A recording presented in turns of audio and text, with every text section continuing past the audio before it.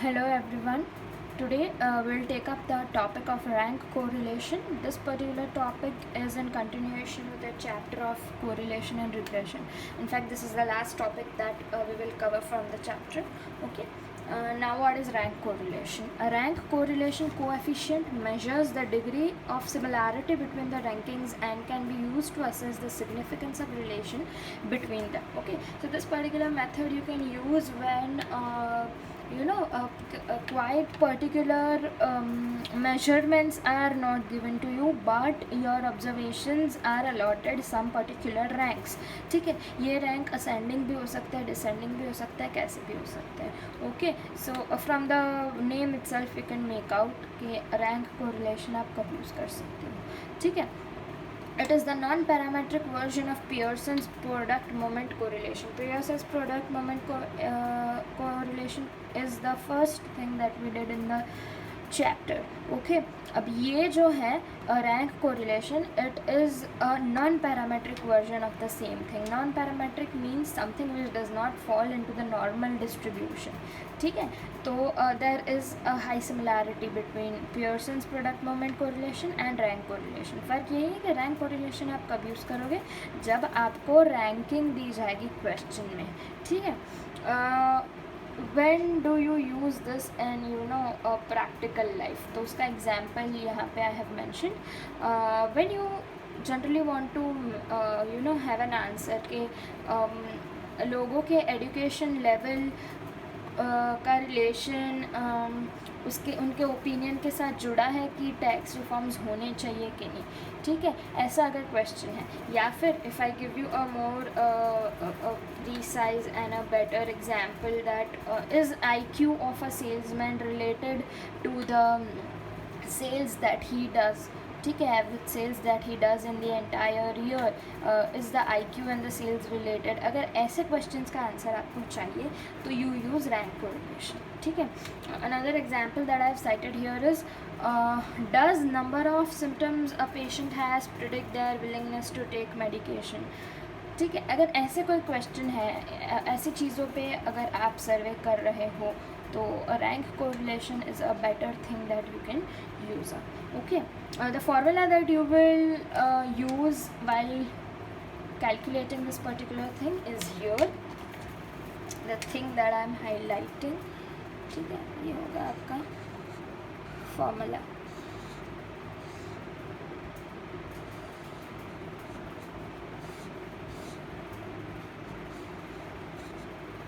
ठीक है, R is equals to 1 minus 6 into sigma of d square, I mean summation of d square upon n cube minus n. ठीक है, ये है formula जो आप यूज़ करोगे when you have to find rank correlation. For your knowledge, ये rank जैसे इसको हम बोलते थे Pearson's product moment coefficient correlation, तो रैंक कोरिलेशन को we generally call Spearman's rank correlation coefficient. ठीक है, नाम याद रखिएगा प्लीज़. इसको हम बोलते हैं स्पीयरमैन्स rank correlation coefficient. Capital R जो यहाँ पे मैंने लिखा है उसका नाम है. ठीक है, I repeat the formula. It is 1 minus 6 into summation of d square upon n cube minus n. ठीक है, ये जो डिवीजन में है वो सिर्फ इसके साथ है denominator. Please do not write whole upon, please take care while you write the formula and understand it. Okay, यहाँ पे D क्या है? D is the difference of ranks of an individual in the 2 characters. ठीक है, rank में जो difference होता है वो है D, और N क्या है? The total number of individual, that is the total number of observation that you are given. Okay, now there is a special case while calculating rank correlation, वो मैं आपको बताऊंगी. यहाँ पे मैंने लिखा है, in the calculation of rank correlation from the given scores, if several individuals have the same score in any character, they must be allotted the same ranks. This is known as tied ranks.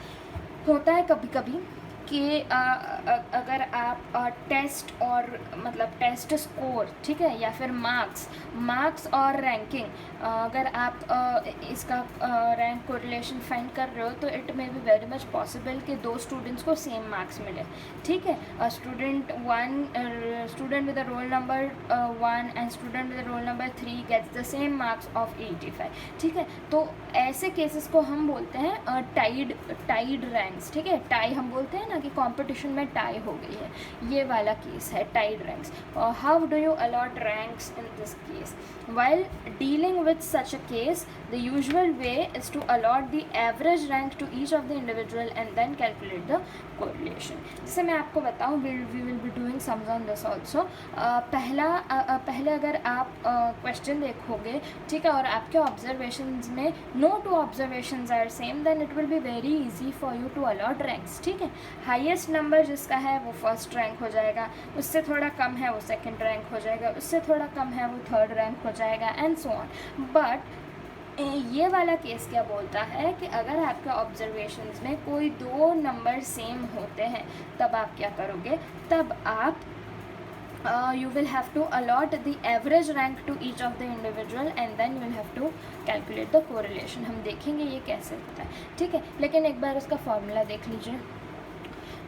When you have the case of tied ranks, ठीक है, tie का प्रश्न जहाँ पे आता है तब आप ये वाला फॉर्मूला यूज़ करोगे। Please take care with the formulas.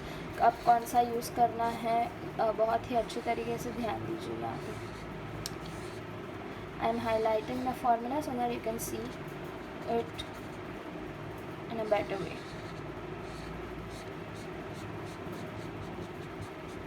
ठीक है,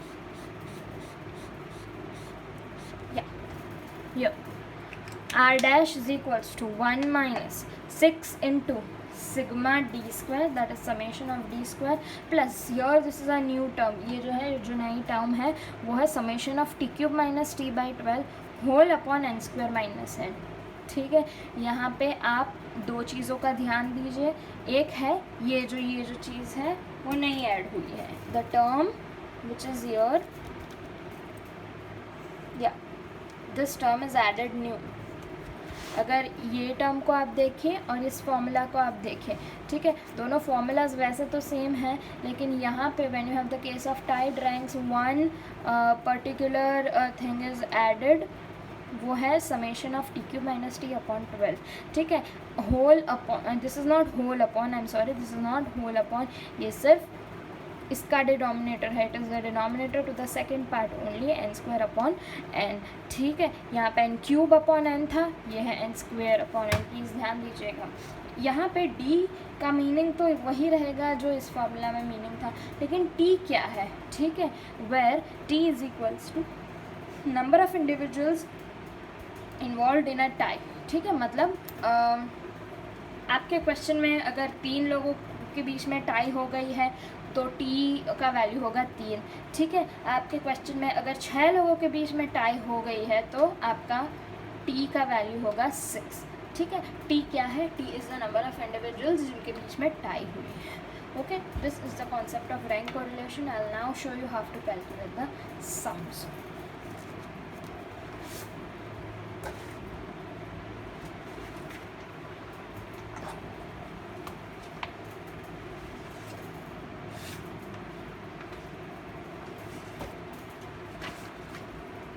Okay, this is the first sum that I am taking up, ठीक है। then it is the one with a normal case जिसमें टाई नहीं है, ठीक है। I'll read out the question for you.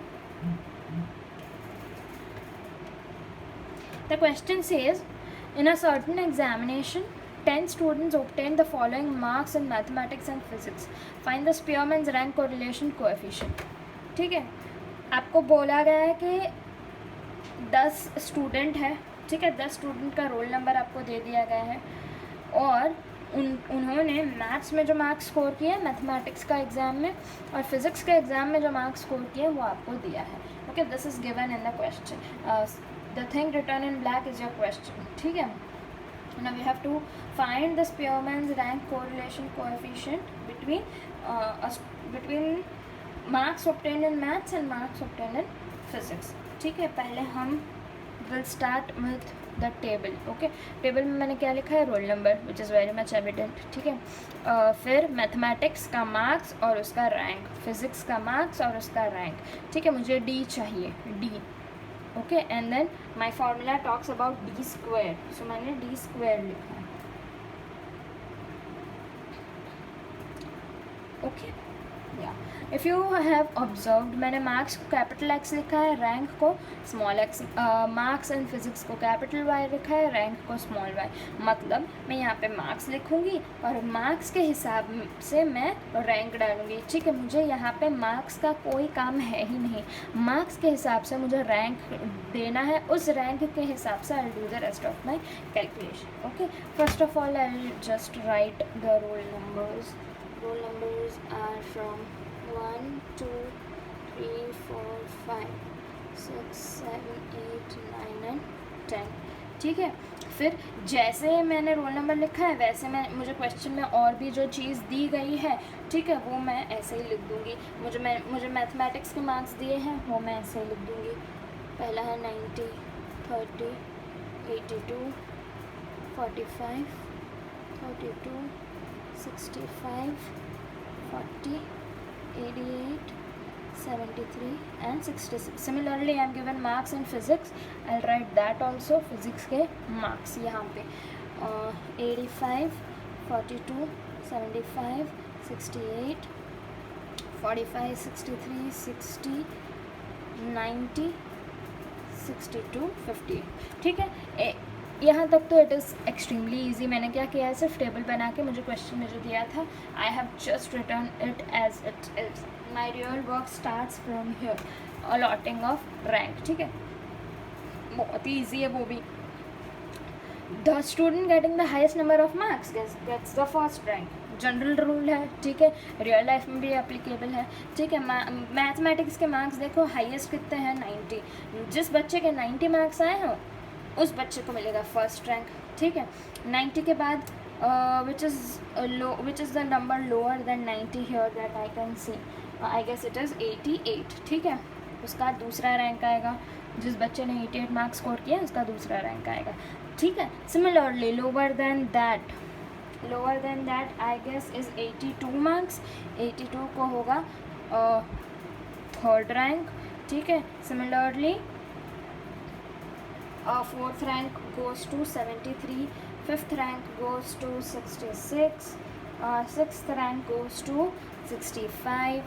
ठीक है, I hope you are understanding rank कैसे देना है. जिस बच्चे का सबसे ज़्यादा नंबर है उसको सबसे पहला रैंक होगा. ठीक है, then the number 8 goes to I guess 40. ठीक है, नंबर 9 goes to 32 और सबसे कम है 30 मार्क्स. 30 मार्क्स वाले बच्चे को मिलेगा 10th रैंक. सिमिलरली यही चीज़ मुझे करना है फिज़िक्स के मार्क्स के साथ. ठीक है, तो मैं वो लिख देती हूँ.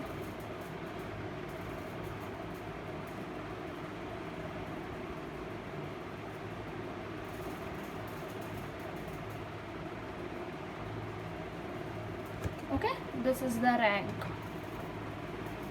Ranks are allotted both in mathematics and physics. अब मुझे कैलकुलेट करना है डी क्या है. D is equals to difference in this rank minus difference of these two things.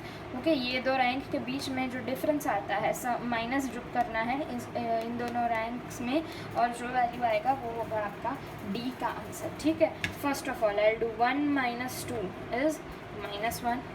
ठीक है, 10 minus 10 इज़ 0, 3 minus 3 is 0. ठीक है, 7 minus 4 is 3, 9 minus 9 is 0, 6 minus 5 is 1, 8 minus 7 is 1, 2 minus 1 is 1, 4 minus 6 is -2, 5 minus 8 is -3.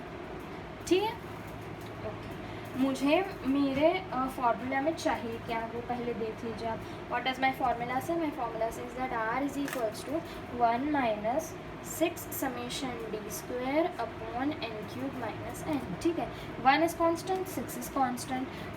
मुझे summation चाहिए d square का. ठीक है, d मैंने फाइंड किया, उसका स्क्वायर करना पड़ेगा और उसको समेशन करना पड़ेगा. नीचे है n और n. ठीक है, n is the total number of students that you have here, ठीक है, वो तो 10 है, ठीक है। मुझे फाइंड करना है समेशन ऑफ डी स्क्वायर, वो जो मैं कर दूँगी, ठीक है। -1 का स्क्वायर इज़ 1, 0 0, 3 का स्क्वायर इज़ 9, 0, 1 का स्क्वायर इज़ 1 1 1, -2 का square is 4 and 3 square is 9। Simply add these things up, ठीक है। 9 + 9 18, 19 20 21 22, 22 + 4 इज़ 26, ठीक है। मुझे इसके टोटल का कोई काम है नहीं, मुझे सिर्फ इसका टोटल चाहिए, ठीक है। Now I can put things into my formula, 1 - 6 * summation of D square, summation of D square का क्या वैल्यू है 26, फिर से इसको स्क्वायर मत कर देना, ठीक है, upon 10³ - 10, why 10, total number of students here is 10, ठीक है। बस इसको क्या करना है, कैलसी पे कैलकुलेट कीजिए और you are done, okay. 6 × 26 divide bye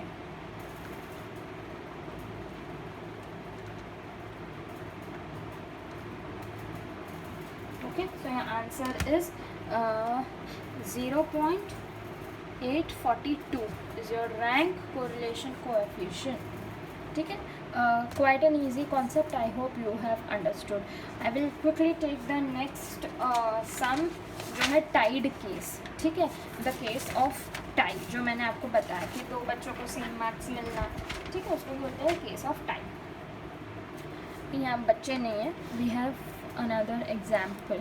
I want you people to read the question well, and the question says that in the following table data showing test scores made by 10 salesmen on an intelligent test and their weekly sales are recorded. You need to calculate rank correlation between intelligence and efficiency in the salesmanship, ठीक है। I very much gave you the example, the same example while explaining the concept, ठीक है।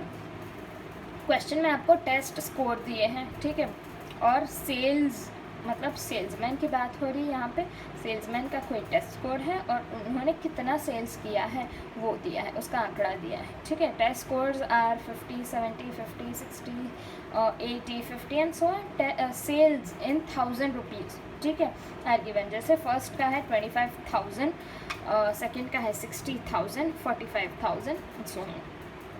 आपको बोला गया कि इन दोनों के बीच में रैंक कोरिलेशन कोएफिशिएंट फाइंड कीजिए, ठीक है, तो हम करेंगे।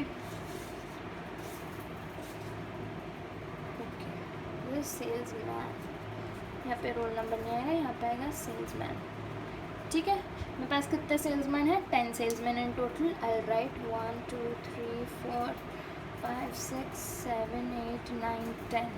I have 10 salesman in total, ठीक है।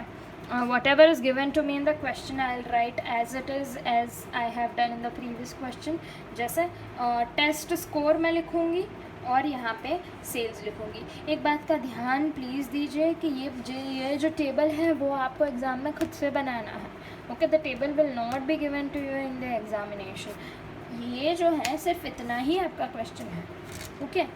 Now moving on, test scores जैसे दिए हैं वैसे I will write 50 70 50 60 80 50 90 50 60 and 60। Similarly sales का आंकड़ा मुझे दिया है तो मैं लिख दूँगी। Please take care that this is in 1000 rupees, ठीक है।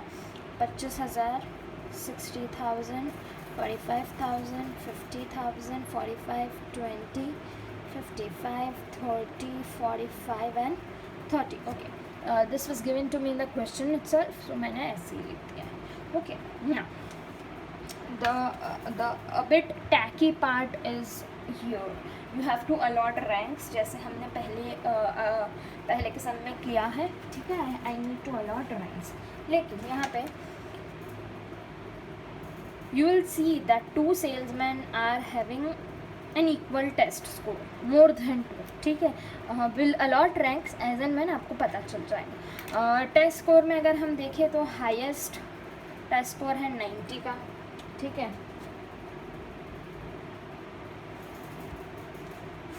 तो उस सेल्समैन को मिलेगा फर्स्ट रैंक, ठीक है। The highest number here is 90, so he will get the first rank. The second highest number that I can see here is 80. This salesman gets the second rank. ठीक है. Similarly, the third highest number that I can see here is 70. I will give this as the third rank. ठीक है. The fourth highest number I see here is 60 and 1, 2 and 3 people are having a test score of 60. मतलब यहाँ पे salesman number 4, salesman number 9, salesman number 10, ठीक है. तीनों salesman ने 60 marks score किए. अब कैसे रैंकिंग दे, ठीक है, यही हमको यहाँ पे सीखना है. How do we give ranking in such a condition. मैंने आपको बताया है कि ऐसे कंडीशन में we allot average ranks to the salesman, ठीक है. So this is the case of average rank. Now these salesmen who got 60 marks are would have which position? They are tying up for the position number 4 क्योंकि 1, 2 और 3 already चला गया है, ठीक है. तो ये जो 60 मार्क्स जिसको मिले हैं उसको 4th पोजिशन होना चाहिए, ठीक है. तो how do I decide is I have 1, 2 and 3 people tying up for 4th position. So I have 4 plus 5 plus 6 divide by 3. ये क्या है? 4 plus 5 plus 6 क्या है? इनको भी 4th रैंक चाहिए, इनको भी 4th रैंक चाहिए, इनको भी 4th rank. So my 4th, 5th and 6th position का मैं कर दूँगी एवरेज. 4 plus 5 plus 6 एवरेज है तो डिवाइड बाई 3, ठीक है. 4 plus 5 plus 6 divide by 3 you have 5. Okay. सो इनको आप 4th रैंक नहीं दोगे, इनको भी 4th नहीं दोगे, इनको भी 4th नहीं दोगे, इनको आप दोगे एवरेज रैंक. एवरेज रैंक जो कि है 5, 5, 5, 5, ठीक है. आगे देखिए ज़्यादा समझ आएगा. नाउ 60 के बाद which is the number that I have 50. अब 50 अगर आप देखोगे तो you have 1, 2, 3 and 4 people. There are 4 people who have got 50 marks. Okay, तो अगेन टाइप का कंडीशन आ गया. 4 सेल्समैन हैं जिसके 50 मार्क्स आए हैं, ठीक है. तो मैं उनको सिंपली ऐसा तो रैंक नहीं दे सकती हूँ 6, 7, 8, 9, 10 या ऐसा कुछ. तो what will I do? I will again do averaging, ठीक है. कौन सी पोजीशन के लिए ये लोग के 50 मार्क्स आए हैं? Which position are they wanting क्योंकि 50 मार्क्स आए हैं. They are tying up for the 7th position, ठीक है.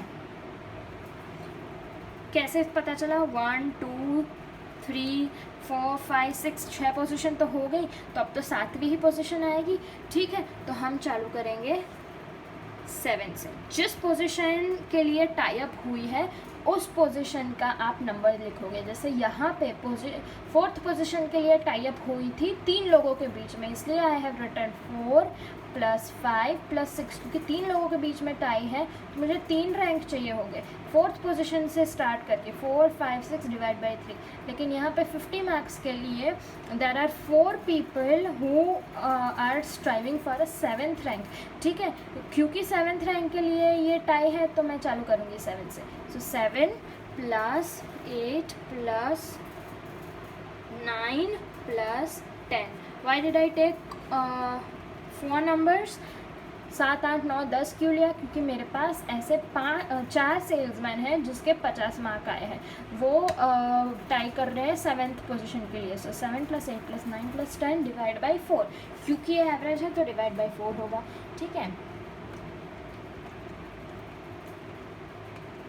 My answer is 8.5. The average is 8.5. मतलब ये है कि ये 50 जिनके आए हैं उनको 7, 8, 9, 10 में नहीं रैंक दूंगी, मैं एवरेज करके रैंक दे रही हूँ 8.5 सभी सेल्समैन को जिसके 50 मार्क्स आए हैं. Okay, I hope it is pretty much clear to understand. Similarly यही चीज़ मैं फॉलो करूँगी सेल्स के लिए, ठीक है. आई विल स्टार्ट रैंकिंग किसकी सबसे ज़्यादा सेल्स हुई हैं. A salesman having sales of 60,000 rupees सबसे ज़्यादा है तो उसका फर्स्ट रैंक आएगा, ठीक है. सिमिलरली 60 के बाद कोई कम नंबर मुझे दिख रहा है तो वो है 55, तो उसका आएगा दूसरा रैंक, ठीक है. उससे कम मुझे कोई नंबर दिख रहा है तो 55 से कम है 50, तो he will be getting third rank, ठीक है. अब 55 से कम कौन सा नंबर है?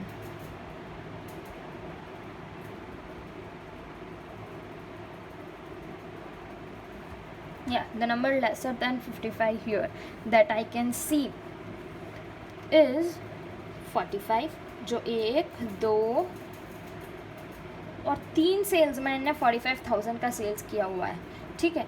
तो इनको मैं 4, 5, 6 नंबर नहीं दे सकती हूँ, इसको मुझे फिर से एवरेज करना पड़ेगा, ठीक है. जो प्रोसीजर मैंने यहाँ पे फॉलो की वही सेम यहाँ पे करनी पड़ेगी मुझे, ठीक है. 45,000 का सेल्स किया है 3 सेल्समैन ने, so they will be you know tying up to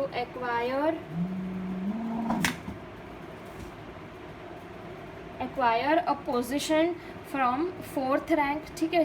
4th position के लिए वो लोग टाई अप कर रहे हैं. सो कितने सेल्समैन हैं? 1, 2 and 3, ठीक है. So I will be averaging 4 + 5 + 6 divide by 3 जो है 5 नंबर, ठीक है. ये 45 जिसका भी रैंक है उन सबको मैं दूंगी एवरेज रैंक ऑफ 5, ठीक है. नाउ मूविंग ऑन, 45 से कम कौन सा है? 30, right. And I see that there are 2 salesman जिसने 30,000 का सेल्स किया है, ठीक है. तो again I will have to average it. Now 30,000 का सेल्स किया है and they are tying up for which position? 1, 2, 3, 4, 5, 6 is always is gone. So they are these 2 salesmen number 8 and 10, they are tying up with the sales of 30,000 rupees for the position 7th, ठीक है. तो I'll do 7 + 8 divide by 2. क्यों 2? Because there are 2 salesmen only, ठीक है. 7 + 8 divide by 2.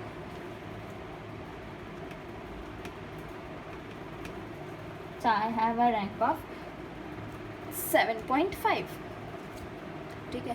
तो इसका rank हो गया 7.5, इसका भी रैंक हो गया 7.5. अब 30 से कम नंबर कौन सा है यहाँ पे? 25, वो एक ही है, ठीक है. 7th पोजीशन चला गया, 8th पोजीशन चला गया, तो ये है 9th पोजीशन. और सबसे कम सेल्स है 20,000 रुपीज़ का, वो है 10th नंबर पे. Okay, I hope this is pretty easy to understand. Allotting ranks when tying up situation comes. Okay, you just have to simply average it. पहले आप देखिए कि वो कौन सी पोजीशन के लिए टाई कर रहे हैं, उस पोजीशन से स्टार्ट कीजिए, ठीक है. If they are tying up for position number 4 तो 4 से स्टार्ट कीजिए. और कितने सेल्समैन हैं यहाँ पे? सिर्फ 3 सेल्समैन थे तो मैंने 4, 5, 6 किया है, ठीक है. अगर 5 सेल्समैन होते तो 4, 5, 6, 7, 8 करते हैं. Okay, I hope it is understood to you people. Now I will find D क्या है? ये दो रैंक के बीच में जो डिफरेंस निकलता है वो, ठीक है. 8.5 - 9 इज़ -0.5, 3 - 1 इज़ 2. 8.5 - 5 इज़ 3.5, ठीक है. 5 - 3 इज़ 2, 2 - 5 इज़ -3. 8.5 - 8.5 - 10 इज़ -1.5, ठीक है. 1 - 2 इज़ -1. 8.5 - 7.5 इज़ ऑब्वियसली 1, ठीक है. 5 - 5 0 है. 5 - 7.5 है -2.5. इसका आप क्या करोगे? सबका स्क्वायर, जैसे हमने पहले के एग्जाम्पल में किया है, ठीक है. -0.5 का स्क्वायर होता है 0.25, ठीक है. 3.5 का स्क्वायर इज़ 12.25, ठीक है. 2 का स्क्वायर इज़ 4, 9. 1.5 का स्क्वायर है 2.25, 110, 6.25. यू ऐड दीज अप क्योंकि मुझे d² की ज़रूरत पड़ेगी. Adding I will get the answer. 40। अब जैसे कि हमने देखा while doing the theoretical part कि इसका जो फॉर्मूला है is a bit tacky. Okay, the formula goes as r dash is equals to 1 minus 6 into sigma d square plus sigma of t cube minus t upon 12 upon N square minus N. ठीक है, अगर आप देखें तो sigma D square मैंने निकाल दिया है, 1 और 6 कांस्टेंट है, एन मुझे पता है 10 है. ये चीज़ this particular term I am yet to find out ये क्या है. ठीक है, ये जो है this is the number of tied up individuals that you got. ये अलग से हम कैलकुलेट करेंगे. ठीक है, फिर सारी चीज़ें इस फॉर्मूला में डाल देंगे. Okay, summation of T cube minus T upon 12. I find this out. अब बोलिए कि हमने ये जो टाइड अप किया है, जो एवरेज रैंकिंग किया है, कितनी बार किया है? We have done it 4 times. Okay, 1 for 3 position, once for 4 positions, another time again for 3 positions and last time for 2 position. मतलब 4, 3, 3 और 2. ठीक है, फिर से बोल रही हूँ, हमने ये 4 इंडिविजुअल, 3 इंडिविजुअल, 3 इंडिविजुअल और 2 इंडिविजुअल इतनी बार किया है इतने इंडिविजुअल्स के लिए. T stands for how many individuals have you done an average ranking. ठीक है, कितने इंडिविजुअल्स के बीच में टाई अप हुआ है. ठीक है, so it is 4, 3, 3 and 2 total. 4 individual थे, 3 इंडिविजुअल थे, 3 इंडिविजुअल थे और यहाँ पे 2 इंडिविजुअल थे. Okay, so I am doing it here. T मतलब हाउ मैनी इंडिविजुअल्स के बीच में टाई अप हुआ है. 4 के बीच में हुआ था. ठीक है, 4 के बीच में हुआ था when you are calculating test score. ठीक है, 3 लोगों के बीच में हुआ था when you are also calculating test score, तभी 3 के बीच में भी हुआ था. ठीक है, फिर आपने जब सेल्स का रैंकिंग स्टार्ट किया तब फिर 3 लोगों के बीच में आपने देखा कि टाई अप हो रहा है, सो फिर 3 लोगों को आप लोगे. और लास्ट में आपने देखा था कि 2 लोगों के बीच में भी ये टाई अप हुआ है. ठीक है, it is very much simple. Sorry, since this is summation, यहाँ पे हम करेंगे ऐड. ठीक है, you don't have to do anything, this is just simple calculation. आप कैलसी पे भी कर सकते हो. ठीक है, आपको वैसे ही आंसर आ जाएगा. Okay, 4 cube minus 4 cube minus 4 divided by 12 is 5. ठीक है, 3 cube is 27 minus 3 is 24 divided by 12. Again 2 plus 2 plus 3 cube is 8. 8 minus 2 is 6. 6 by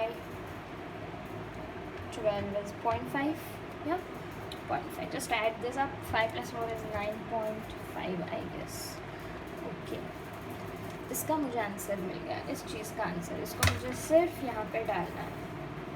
ठीक है, now putting things into my formula, I have r dash is equals to 1 minus 6 into summation of d square. summation of d square क्या है ये मैंने यहाँ पे find किया है. ठीक है, 40 प्लस दिस पर्टिकुलर थिंग, इसका आंसर मैंने यहाँ पे फाइंड किया है. Just what we did right now, 9.5 upon, यहाँ पे ध्यान देना इस पर्टिकुलर फार्मूला में n स्क्वायर है, क्यूब नहीं है. ठीक है, n यहाँ पे क्या है, टोटल नंबर ऑफ सेल्समैन कितने हैं, 10. So 10 square minus 10. ठीक है, which is equals to, this is very much easy to calculate. 49.5 into 6 divide by